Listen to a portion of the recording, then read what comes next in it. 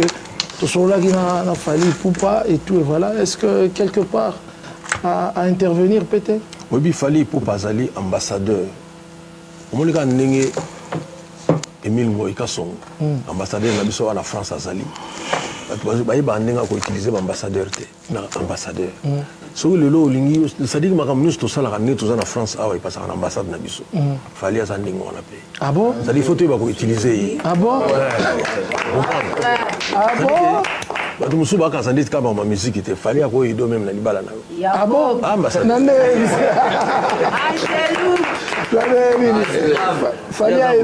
Père héritier sobotalanga erangoyo na texto te po bodo tinda ba texto pa mpamba to boy texto bolega la TV ya fali ton numéro za le king ton numéro za aide de professeur de école pardon yaya.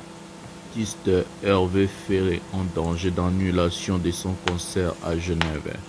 Même pas la moitié de billets sont vendus. Quelle honte cet artiste. Aujourd'hui on va parler. Fally Ipupa enfin l'affiche officielle de son concert historique 48 heures au stade de Martyr le 10 et le 11 août. Falite, oyembana falite, bobetana falite, bobilana falite. Ma relation certes cause anango, mais Fally avait lui au visa. Je vous na la muka kana tongo de na fumba téléphone appelle Koti. Fally. Ah champion deni. Abibiaze ndeni makamunga bido makambo zaka sikolo na vandisaki me na zoka na bunda bunda nanu na kangisa po na mata na kende ko récupérer doki na ngai e vesenga nini na vesenga poa so chapua na makambo yesenga bala banini abi esili ka yango abi OK d'accord za numéro ya edi nana abi bengae essaye passeport ça bisinga déjà tant bon nayo qui mais j'ai jamais buté hein. Parce que je les connais. Nabia donc Célia Ando Bazaba Ocha. Donc Benye Laboué, Baché, Sigo. Baché 5 ans. C'est quand même de Ronaldo Bibo. Quelle est la place qu'il fallait qu'on occupe aujourd'hui dans la musique congolaise? Bon, moi je pense que dans chaque génération, il y a un guide. Je pense qu'aujourd'hui, la place de Fally Ipupa avec cette génération, il est number one. Il est number one accompagné de tout le monde. Même réaction, même question. Pour la place de Fally, on l'a toujours dit. Actuellement, on a ma statistique tout, hasard numéro 1. Sololi, dans les king. On a posé sur la tête, on a posé photo, on a fait featuring de tête, on a fait la vérité. Mais c'est très important quand même. Oui. Si on est artiste, il faut aller ouvert. Si on a peut-être bon cancer, car on a besoin de photos, on a posé que vous attaché des presse, on a posé tout le monde, on a été tant soutien en kufa. Et a vraiment la projet n'a pas photo, nana posa na ngoti, mais ça na olo bakaka vérité pour Karim Moponzo ba yeba ki ya vérité, on a bandé la vérité. Vérité exacte que bisonyo soto yebi ke lelo na numéro 1 e bon compter c'est Fally. Toko wanga na poto sa polémique à Congo. Voilà c'est la zone du Congo. Ndeta ko ko boudé, mais c'est na 10 000 banda yaya. Ah, na mobile na place hôtel yebi ke Fally ndé numéro 1. Moto soit na rara po ezana ngondule hein. Bo ba Carlito ve le tumba lo bamba na ndima mbandate mais so bo noza mutu bato baza ba adversaire a Fally ba yebi o ba yokaka o lo ba bina filé ba yoka douleur ba yoka ngo. J'aime le courage de Wazekwa, mais je pense que les vieux ils débordent. Pourquoi? Musique obi soto lingaka ya rumba to konso na format populaire ou pena izala pena qui format populaire. Cette stratégie, on ne doit pas nier. Fally Ipupa Bedakiam. Na format concert à mon.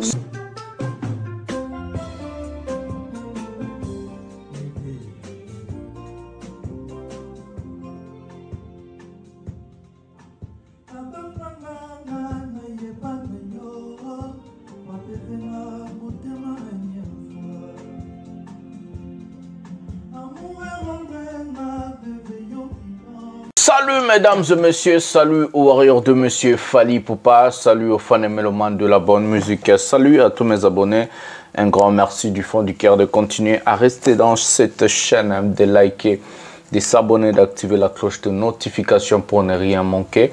Un prochain numéro de cette émission, votre émission pièce contre pièce, le master de la presse est là pour vous présenter beaucoup de choses. Aujourd'hui nous avons vraiment plusieurs sujets à parler que nous allons décortiquer.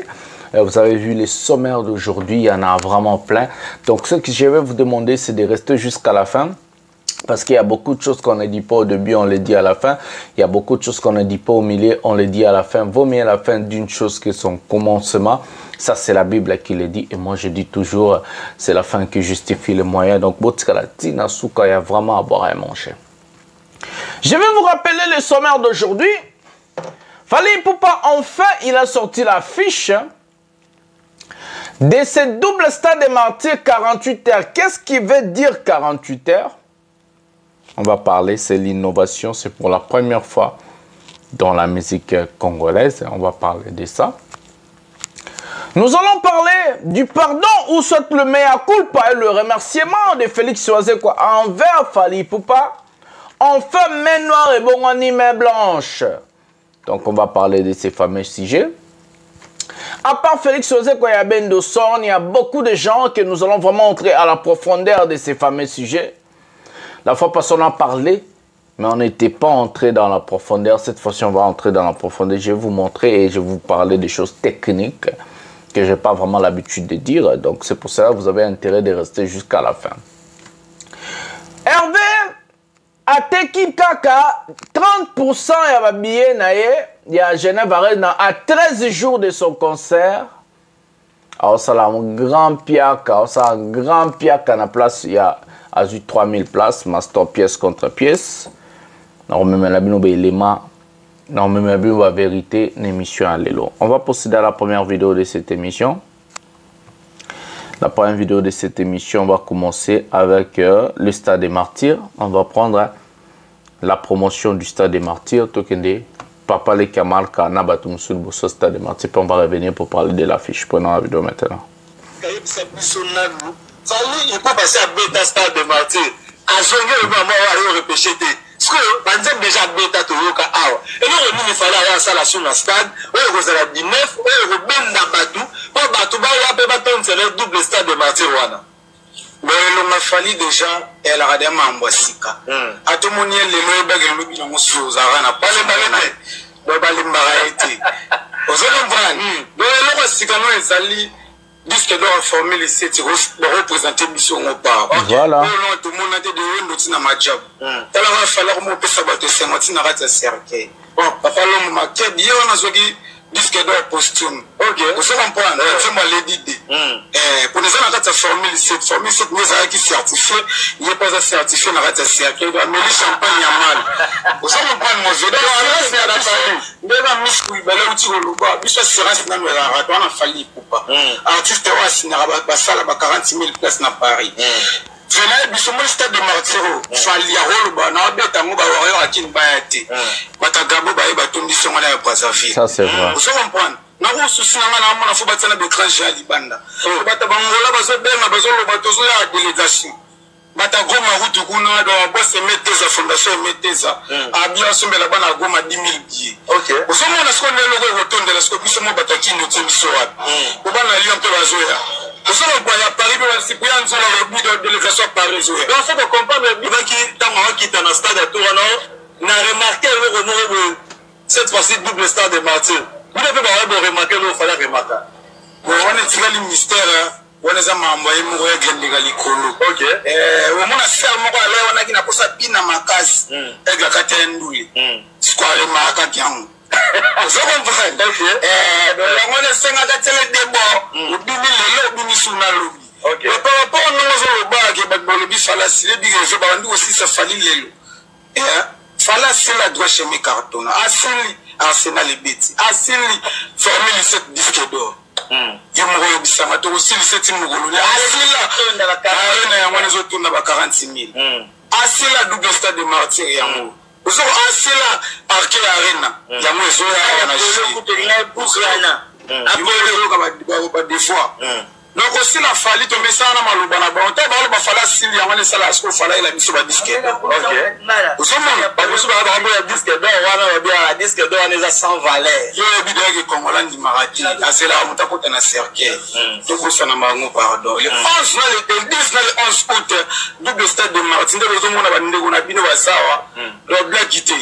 toza pena ozaki nayebi so bino honorable Christian Makuma Tata honorable Christian Makuma Tata Gougoumestre Ntiele ve nayebi ke osombela bana Ntiele tout babiye tokutana na bango apo moko suka na warrior honorable Christian Makuma Tata. Voilà, mesdames et messieurs, la promotion du fameux stade de martyrs, double stade de martyrs de Fally Ipupa a déjà commencé. La photo va sortir si je vais vous expliquer, mesdames et messieurs.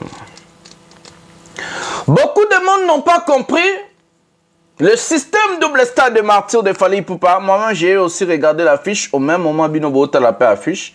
Là, banda ko décortiquer Bino, nandenge entré à ma solo. Le 10 et le 11 août 2024, grand public, les 2 jours, 5 000 francs. Qui signifie, les concerts de Fally Ipupa 2 jours, c'est 5 000 francs. Ça veut dire quoi?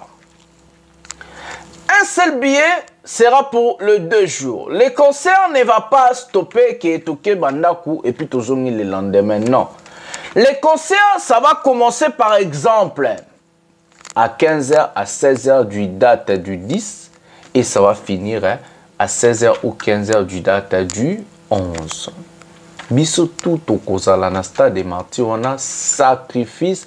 Je parle pas sacrifice au bon sacrifice, ça sera quoi?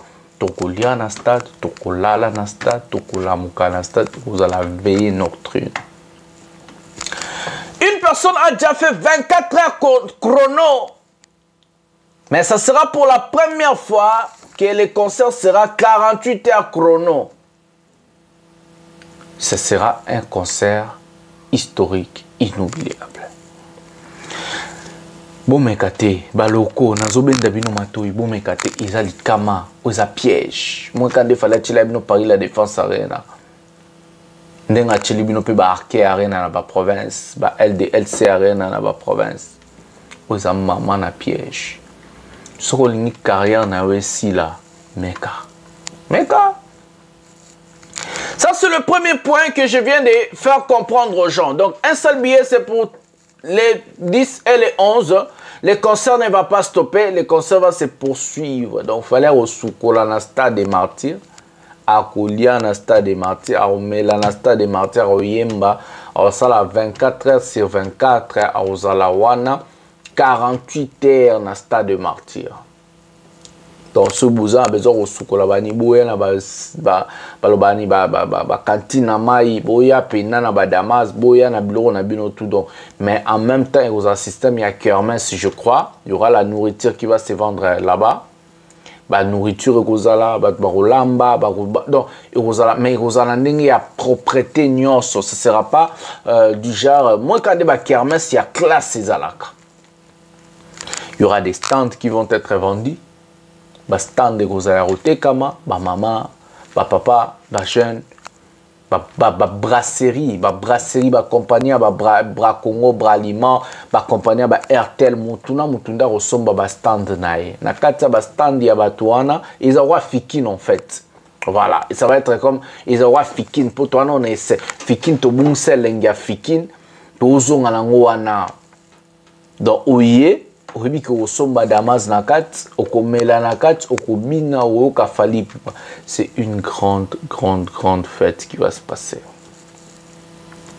Venez au concert préparé, venez au concert vraiment déjà mental, déjà assuré parce que quand on nous appelle des warriors, ce sont des gens qui ont... Un warrior, c'est quelqu'un qui a un mental d'acier, c'est une personne qui n'abandonne jamais, c'est une personne qui part en extrémité pour chercher et à dénicher, à garder, à gagner son territoire. Les 10 et les 11, 48 heures chrono pour la première fois dans le monde. Donc, mesdames et messieurs, c'est comme ça que ça se prépare ce fameux concert. Des jours, musique, classe, les invités, patati patata, et vous allez la fête ya mounene. Mais le concert n'est pas gratuit. Les portes ne seront pas ouvertes pour des personnes qui n'ont pas de billets. Nazo bandela. Les concerts sont orphelés. Concerts sont orphelés. La porte que vous avez fait pour na bato bana ba billet. Na bossa ko saluer ba sponsor, excusez-moi. Johnny Maka depuis la Norvège, mon boss, Olivier. Johnny Maka, je salue aussi l'architecte Guy Mumbat, le grand architecte Navilia. Na Belgique, kuna azali na ville Charleroi. Je salue aussi maman Cécile Mbeya depuis Belgique, na ville oui, bientôt aux Kinshasa, on va sponsor, on va pas à côté na kati cercle wana carré numéro zawana ou sur ta partie de YouTube là où il y a merci. Donc 24 heures plus 24 heures, ça fait 48 heures chrono pour la première fois. James Bond a ça là 24 heures chrono. Fallait aussi à 48 heures. Alors, les Canadiens James Bond, c'est incroyable. On va procéder à la deuxième vidéo de cette émission. On va voir Sankara Dekunta en train de taquiner bateau et plutôt Kembamon la vidéo à Benderson pour dire la vérité. Prenons Sankara Dekunta plutôt que la vidéo à Benderson. Prenons la vidéo maintenant. Fere héritier Sobotalanga erangoyo na texto te po bodo tinda ba texto pa mpamba to boy texto. Bole la TV ya fali. Ton numéro za le king. Ton numéro za aide de professeur de école. Pada yaya. Voilà, tout est la vidéo à Benderson en train de parler de son visa de 5 ans. Au Fali pour pas jouer Libango et plutôt que si ça n'a image à Félix Soazekwa. Nenga sengi Fali pour pas pardon. Azo retiré ma parole na nyo so alobaki. Il y a ben insulte envers Fali Poupa, Marambo Belé, il y a ben main noire et consort. Tout ça Benderson et puis tout zonga tout lobby mouké puis tout ça Félix Soazekwa et puis tout parler Mamba Hervé. Prenons la vidéo maintenant. Bonjour et bonjour. Bonjour, merci beaucoup. Bon week-end à toi aussi, à toute l'équipe. Hein. Santé, ça va sinon? Tranquille, Kolobatela. Number one, le chemin, c'est un moko. Motuna Ezayanga, Mituna Zebelete, Motuna Ezayanga. Réponse Ezayayo. Tout ça, dans le monde, la communauté na biso, dans le monde artistique, mais il y a c'est Kabadou. Genre, nous avons branché une coopération Mouboué. La communauté na biso, dans le monde artistique, Ezarake, et Sopio, et Sopayo. On a tenu ma Motuna yo. Number one, na âge, camarade Falite, Oyemba na Falite, Obeta na Falite, Bobina na Falite, ma relation certes cause en amour, mais Fali avait le visa. Ma grand mituna, mais number one a balapé madame a pototi. Number one, il m'a pas ça qui a pototi. Ce qu'on visa comme il number one, ngaï, Tony. Pour madame, oh, bala, belle sœur na biso, on a bien bandana, voilà. Ah, madame a poto. Mais c'est la communauté des biens. Si on a côté de madame, on soit baréfi, côté de Yomoko, baréfi, au Kenya, on s'est Fali, tout le monde a invité à Fali. Mais ça va tout le monde, on a dit, on va choisir ma date éternité. Ah, comme ça, tout va avoir réponse dans mon tout le monde à tout le monde. Sans moto. Sans moto. Donc, on a salué vidéo tout le monde à Bisso. Donc, rien de tout ça n'est qu'à lui. Il y a un moment, donc, mais à Bandaka peut-être, donc, elle est gâtée, elle est bogotée, elle est tout ça, elle est ça, la canda, c'est que, Vanda, Malamona, comme ça, concentré, parler, puis si la gâtée, et si la bandit, c'est que la démarche, la bande de Lukanake. Tu parler zate, tu comprends? Ok. Concentration petite. Quand je suis dans la démarche, vous voyez que ma commande est c'est un peu moins paquet mon là. On a eu la locale garantie na bango. Exactement. Mais quand on a ma préfecture, ils ont la bango. Je vous na la mouka na tongo donc na fuma téléphone. Appelle le coach. Fali. Ah, champion d'Inde. Avec bien ndeni makambo na bidon makambo zaka sikoyo na vandisaki me nazoka na bunda nano na kanisa po na mata na kende ko récupérer dokina naye ezo senga nini na besenga poa so chapua na makambo senga bala bani na bi esiri ta yango abi ok d'accord za numéro ya edi nana ngo abi dengaye esa passeport edi badiata ko papa bele homme je suis la minute après le numéro édité je conseille balabé tu as le numéro édité tant na bengaye babina ça bisinga déjà bon mais tu as j'ai jamais buté parce que je le connais na bia dans les Syria ndo bazaba acha donc benye zaboué achi Chico, tu 5 ans. C'est quoi non de voir dans le bébé? Na langage joue le bamakake. Parce que na bémission de l'émission tu vas taler, tu vas zonga na bémission de tout ça na yo. Aux ala au garde la langue on a projeté, on a tout. Que boduga Fali. On a dans la bémission belé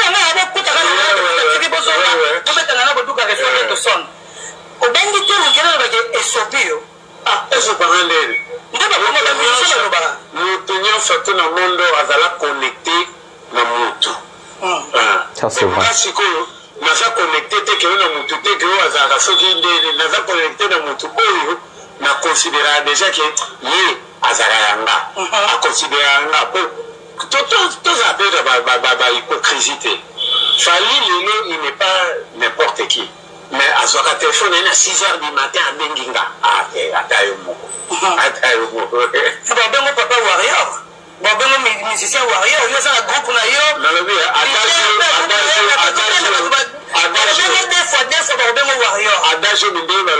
l'ami de mon ami, c'est mon ami. Celui qui est contre moi, celui qui est contre mon ami est contre moi. Non, mon ami, c'est qui vous? Si vous des fois. Warrior. Pour assumer, on dit maman. Non, attends, la Benginga warrior. C'est que peut-être ma pas warrior et l'accès. Fali guerrier. Voilà. Donc, Fali guerrier. Armée numérique, il y a guerrier, le mal. Est-ce que ça péché ou pas à la guerrier? Non. Dans le problème, il y a tout. Et ça la paix. Je te peux faire ça là. Maintenant, historique la musique, na biso. Et bien, la bande de bébé ma solo moi est belé, pas pakalanga belé. Que à l'époque, tant papa de Mambo, beau-frère de Mambo, Luambo, à sa grande orchestre naïe, Taboula IP. Papa Charles Tabou, beau-frère qu'on appelle symbole de l'orchestre naïe. Et ça va être bon, mais balé à Taba, on a antécédent. Mais au moins, leader honnête, Luambo, a foutu ma musicien, il y a Taboula salaire. Mais il y a des vrai na historique, c'est l'histoire de musique. Je connais combien de trônes qui. Ce que je comprends pas comment. Ça c'est vrai.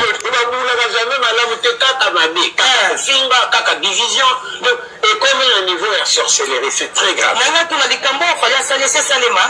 La musique n'a pas ah, il y a un visa et belé, ça. Il y a construit la moto visa, je me rappelle. Il y a construit la validée, on construit le moto, tout le monde. Bendo, ok. Montana, Sampa Yazana, pas que la validée de l'histoire de musique. L'idée de a banni Sika, et il été à la validée de Fouba Visa. Et ça m'a noté, on a mémoire. Ils allaient visa 80, Franco Azoni, Papa Wemba.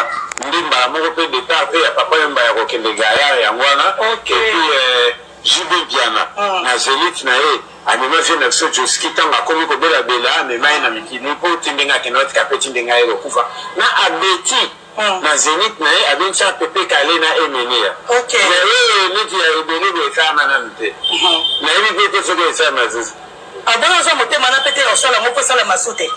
na motema ngapena na motema ko sala ngo mais na lobi na yebiti donc c'est-à-dire na ko sala ngo mais mutu super ko sala ngo mais est-ce que pèse la tout le monde en a peur il y a l'argent c'est d'abord avoir l'argent et la crédibilité ba fanatique na ye bazana ba otala biso ba tout so ba lobby ba sebelité pour nous ba publier qui liste il n'a pas fallu ba publier liste c'est le rôle à beaucoup à gauche et pensi droite ko ko baté mais pourquoi biso ba panzi sango to sur liste na source peut être publié est-ce que côté on a non le problème c'est la capacité intellectuelle ça c'est vrai Fali invite ses collègues musiciens est-ce que ça péché ce que vous m'avez dit bon à quel moment on va me penser le bien les réseaux sociaux que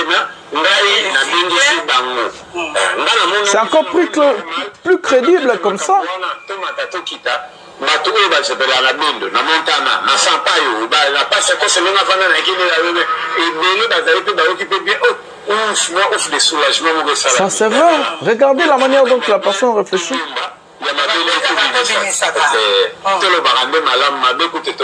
voilà quelle maturité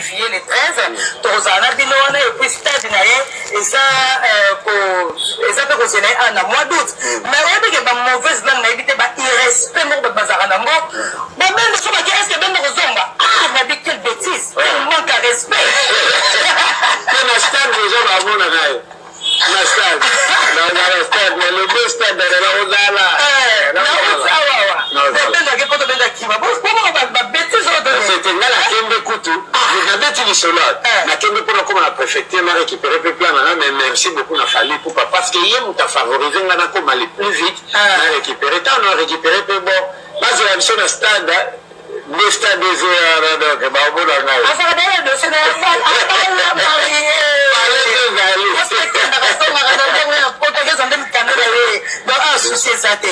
sinon un message comme ça au vu de tous on a fallu un message comme ça et ça l'a très bien donc baliki ba mona passeport ango on la sabo passeport ango bah oui ok bon ça le contact et puis dans le monde la biso passeport ba mona pembe to ki ba mona biso pe na kata na elle ba mona biso la bordeaux pour ma ba conseil nyonso la ko ni pour ba tsoba mona ngaki ngai na donc na ko kende boya na ko de jour mususte il faut que des mecs mettent quitter mais fallait la bendo Voilà, mesdames et messieurs, j'ai aimé la maturité de Bendoson. J'ai aimé sa façon, sa manière de réfléchir. Je vais prendre les cochons, bokate la zoba, na bege pena zoba, bo excusez, na bolingate na fâché, bongo ya Jazz Kavulo.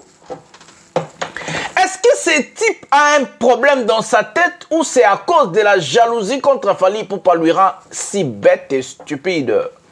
Monsieur Jazz Kavulo, est-ce que t'es normal, toi?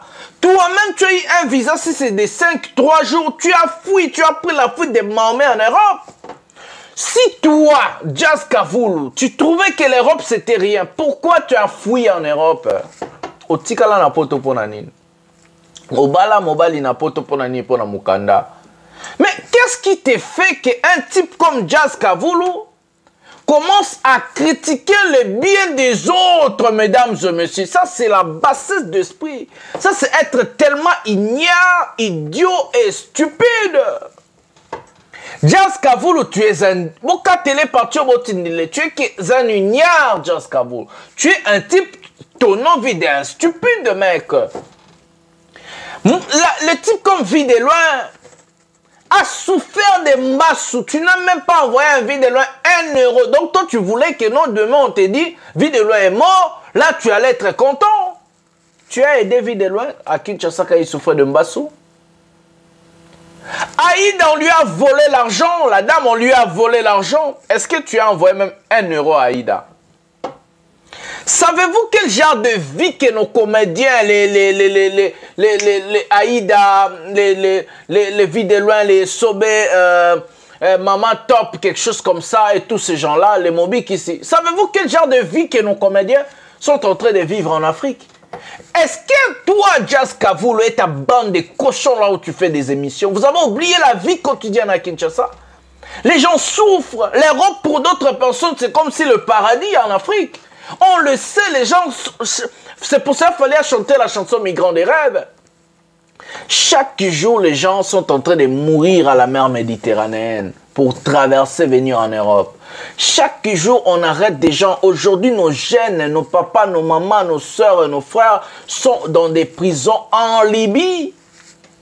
On a fait des trafics humains grâce à cette flot-là des immigrés qui vont jusqu'à la mer Méditerranée pour traverser, pour venir en Europe. Toi, Jazz Kavulo, parce que tu es venu avec un visa, je ne sais pas, de 7 jours, 5 jours, tu es resté, tu t'es marié avec un homme, tu as eu les papiers comme ça, tu commences à dénigrer des gens qu'il fallait pour être en train d'aider. Mais on est devenu des Congo la commune à niveau moi je me pose des questions. Est-ce que c'est Dieu qui nous a créé? Pourquoi?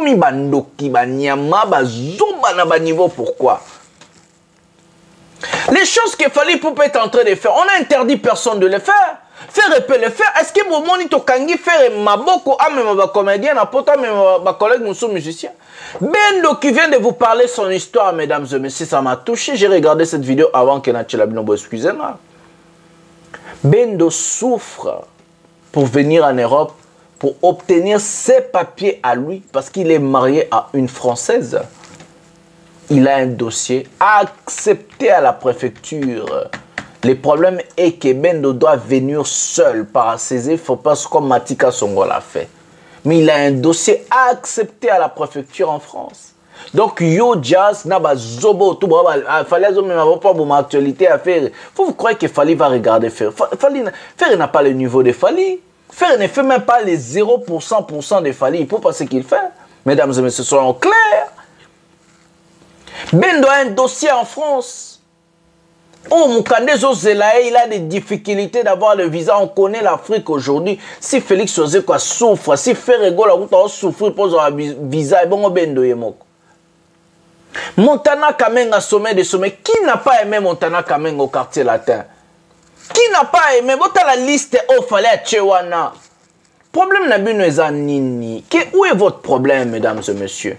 S'il fallait accepter d'aider les autres, où est ton problème? Où est votre problème? Je n'arrive pas à comprendre. Faire à même à gouverner les Gaulois. À même à Moukouantombolo. Bah tu as fait écoute à Kessi Bangon Zélé Espagne bon beti maboko bo sepeli mais Congo la za zoba ndoki liboba et le bata bendo son exact ndoki vous êtes des sociaux comment? Fallait accepter ses amis handicapés ses amis bah viennent à Kalaye mais il est un artiste qui est d'abord son boy baratazano ambassadeur il y a UNICEF. Les bienfaits des Fally Ipupa doivent être vus dans le monde entier. C'est ce que les Américains font ça. Même Drake a salanzembo va bien en God's Plan. Drake a salanzembo. Drake a besoin de succès dans ce moment. Toi après ça on a clip il y a God's Plan. Vous qui notez sur YouTube Drake a salanzembo. Oh azo pesa bato mongo ba filmer. Azo aider bato ba filmer. Asale ya nzembo bimé c'est les 2 milliards. Ali li suso mongo na simanzembo wana. Na ba top single na ba top vente numéro 1 peut-être que tu sous mongo kolega mongo akabeli bato. Les problèmes c'est pas ça. Les problèmes c'est faire du bien aux autres. Fallait s'il les montre, c'est des exemples, faire pas ça là. Ouais ça là, jiba, ouais ça là ming ba Mario Soumonga. Ouais rapena moi je suis reconnaissant ça là trop. Ba papa maintenant ouais ba ça là trop.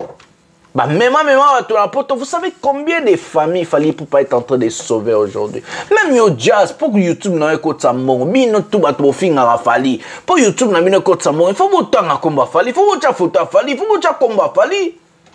Sinon, autrement beaucoup ça la terre. Pourquoi vous n'avez pas honte? Est-ce que vous avez perdu de mémoire? Est-ce que Mitou n'a bino bébé? Est-ce que beaucoup n'a pas nié na katia moto le na bozana cerveau? Ce qu'il fallait pour pas faire, on a interdit qui à Salangote. Nani Toboye à Salango. On a besoin de tout le monde. S'ils ne sont pas capables, où est le problème? À qui la faute, mesdames et messieurs? Mais ne venez pas suer, saluer, insulter. Fallait même pas comédien si ça. Bezia faire abeti Adidas Sarene Salinini. Mpia Kanabarido. Ayembi mabe salité naba organe, naba demi-temps. Actualité ni faire à Rosala ou fallait à Rosala 100 fois plus que il fallait habiter à Paris la défense à 40 000 azoba plaque tout mona UNG ba plaque tout mona. Qu'est-ce que fait Rego la Rosala le musicien qui a connu à Rosala le fallait à Rosala on te fait 100. Il faut avoir honte et honte. Il y a un ba golo ba kompe ko finga yo. Vanda na mobile na wale just kavolo. T'as la mariage na yo, sauver mariage na yo, just kavolo. Bima magambo aigle. T'as la bendo, mukandeza, izuzelae. Mais ça n'a pas possibilité à potote. Nous allons prendre la dernière vidéo de cette émission. Félix Wazekwa. Moko bongo. Papa Wazekwa, mais à culpa na envers Fally Ipupa. Aigle. Tout ka Félix Wazekwa puis nous allons expliquer bino. La réalité, c'est que belé. Na Hervé ne ba biezo tout là. Prenons la vidéo maintenant. Ba faciliter biso tâche wana. Ya ko pesa biso ba visa. Mais en parlant de visa, nous remercier vraiment Mikolo yo bato to basuki biso bona lika ba visa oyo. Dernière la question est-ce que les artistes m'ont peut-être avec un visa parce que Mikolo tu as mis place ma visa ils ont bima mingi le king Marabioche il m'a comme combien Schengen papa Schengen papa visa tout le monde chance ma visa il y a quoi il y a ma bendo sonne et bimi ma visa il y a mutu oh ayaka poto te depuis banda carrière ma salanga sampayo to mettre là sampayo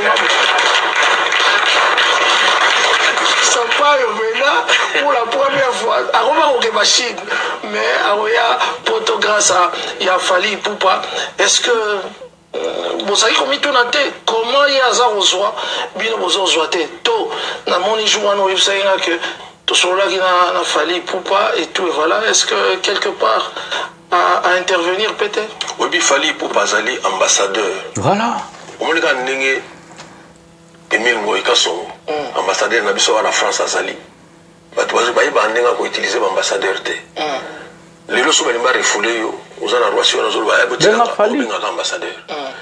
So lingo bala ngozo mikana ona poto botina ambassadeur so lelo lingi c'est-à-dire que ministre sala ka neto na France awa ipasa na ambassade na biso fali asa ndingo na pe ah bon ça il faut tu vas utiliser ah bon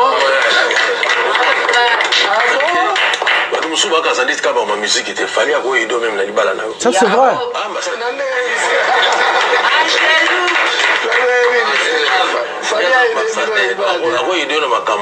même il y a d'autres. Ça c'est vrai, hein? Macron Zana, non? C'est les kings. Dans la minute c'est Fali Poupa. Donc, merci. On a remercié la PCI, vraiment, remercier voilà. Il dit Badiata, merci la Nyoso et Salem. Fali Salem quand neto solo laki. Tout continuer quand neto solo laki. Revenons à notre mouton, mesdames et messieurs. L'histoire, je viens d'avoir des informations vraies parce que Bobby Kemastor a monté pièce contre pièce. L'histoire, on a refusé les visas de tous ces musiciens sauf 5. Non, bien tout sauf 5. A fait appel à Fali Poupa. 10 ans, Fali lui-même, il a mis Fali Poupa en défi. Fali to ka koza Masaya Emmanuel Macron. Na zobe telebon ni solo ya solo. Aigle to ka koza Masaya Emmanuel Macron. Ba pimenga ba visa concert zobeta sale loko. Fali a dit ah bon? Fali a dit zoa ba passeport ya ba musicien na nyonso wana. Pesa pa ya Edi Badiata. Je répète, parce que vous avez pas très bien écouté. Voici qu'on lui a octroyé que 5 visas à la demande des musiciens qui voici quoi demander. On a refusé les autres. Voici quoi ami Fali Poupa en défi, lui disant que non, tu es ami au président français. Donc tu peux faire quelque chose à mon sujet pour la Kananga. Fallait 10 ans à Wazekwa, fallait dire à Wazekwa, prends le passeport de ces gens-là qu'on a donné un refus. Donne ça à M. Edi Badiata, le directeur de marketing de Fali Poupa. Wazekwa, à Bengi Batuya Biron, il a appelé les gens de son bureau. On a pris tous les passeports de ces musiciens que vous avez vus. On a donné à Edi Badiata. Les lendemains, je vous dis, les lendemains, on a remis des visas selon l'âge du passeport. J'ai bien dit l'âge du passeport, la durée d'expiration du passeport. Les gens qui ont un nouveau passeport ont eu des 4 ans. D'autres personnes ont même eu de 5 ans. Donc, les visas partaient des 90 jours. Donc, des 3 mois à 4 ans, 5 ans. Pour Nabatu Falite, mais c'est quoi? Il a débloqué, il a démystifié les systèmes visa aujourd'hui. Fallait avec dit. Il a dit ça, besoin quand le roi j'ai avant Yuarena, mon toit en a besoin de visa, un problème à visa, benganga la aider. Voilà le résultat. Voici quoi traiter Fali Poupa hier de main noire. Aujourd'hui, Fali n'est plus main noire. Il a bien dit dans ses allocutions, dans ses allégations. Dans un pays, si on a un type comme Fali Poupa, il faut savoir lui utiliser. C'est l'ambassadeur. Oui, Fali Poupa, c'est un ambassadeur de la musique congolaise, en vrai dire. Aujourd'hui, Macron au pouvoir. Boyebi Sabango va utiliser Fali. Macron va partir. Alors, l'année Massa Fali. Ceux qui partent à Macron au pouvoir, c'est bien. Mais ceux qui partent aux poto bleu, il y a un peuple qui vote. So partir à ma côté, il fallait avoir accès à l'Élysée. On ne sait jamais, mais on donne seulement de Rwanda Kabila Kendaki, Bamasa Kabila Lelo, Bele Bazana Fachite. C'est le moment. Avant l'heure, c'est pas l'heure. Après l'heure, ce n'est plus l'heure, ça aussi je sais. Mais Wazekwa Yaka toujours un pays en avance. Montana Kamenga Yaka toujours un pays en avance. Bendo Sonayaka toujours un peu en avance.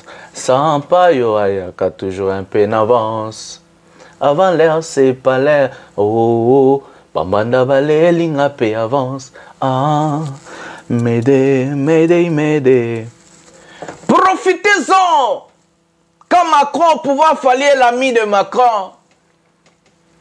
Ce que j'aimais dans les allocutions de Félix Oazekwa, c'est la grandeur. Nazo benga na Hervé Poyozo salampiaka to si sana sijo. Ferrego nazo salampiaka benga fali le temps est ça, il y a encore du temps. Benga fali asungayo papa Hervé. Aosungayo.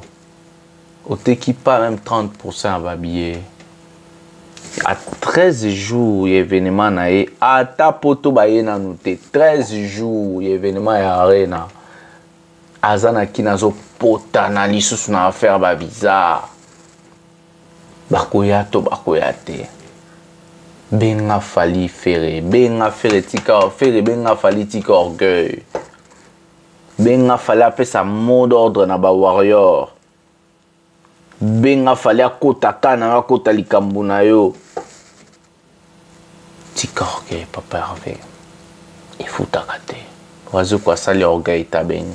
Mpia kazo ça les batia moi en bas. Il a réservé qui 3000 places. Mais niveau un piaka pour l'instant le mot d'ordre est ata warrior mon robot tia ma colonna zoba ya bajara bongote. Biso toi na LD LC Arena. Toi na Arke Arena, toi na Stade des Martyrs, toi na Lyon, Bordeaux, Milan, Portugal, Belgique. Donc c'est comme ça. Voilà, c'est avec ces mots que nous allons mettre un terme à cette émission. Je vais vous demander à liker, à s'abonner, à activer la cloche de notification pour ne rien manquer. Partagez cette émission dans vos groupes respectifs sur WhatsApp. Envoyez les gens, faisaient tout ce que vous voulez, mais à culpa des oiseaux quoi. J'aime sa grandeur. J'ai aimé, je peux dire, j'ai aimé sa façon de dire et de faire les choses.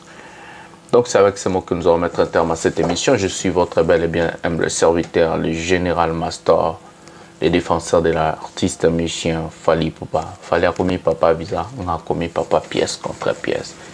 Tout le monde a l'emballage, ma papa pièce contre pièce, ok, bisous, bye.